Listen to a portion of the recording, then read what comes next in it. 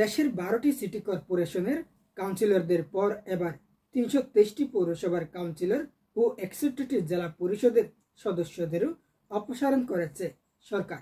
বৃহস্পতিবার স্থানীয় সরকার বিভাগের পৃথক প্রজ্ঞাপনে এই সিদ্ধান্ত জানানো হয়েছে। এর আগে 19 আগস্ট এই 12টি সিটি কর্পোরেশনের মেয়রদের অপসারণ করে প্রশাসক নিয়োগ দেয় সরকার। জেলা পরিষদের চেয়ারম্যানদেরও অপসারণ করে সেগুলোতে প্রশাসক নিয়োগ দেওয়া হয়েছিল। এবার জেলা পরিষদের কাজ চালিয়ে নেওয়ার জন্য প্রশাসকের নেতৃত্বে 13 সদস্যের একটি কমিটি গঠন করেছে সরকার। পৌরসভাতেও প্রশাসকের নেতৃত্বে 7 সদস্যের কমিটি গঠন করা হয়েছে।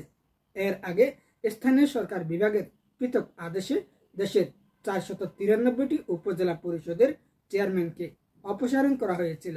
তাদের জায়গায় সংশ্লিষ্ট উপজেলা নির্বাহী কর্মকর্তাদের প্রশাসকের দায়িত্ব দেওয়া হয়।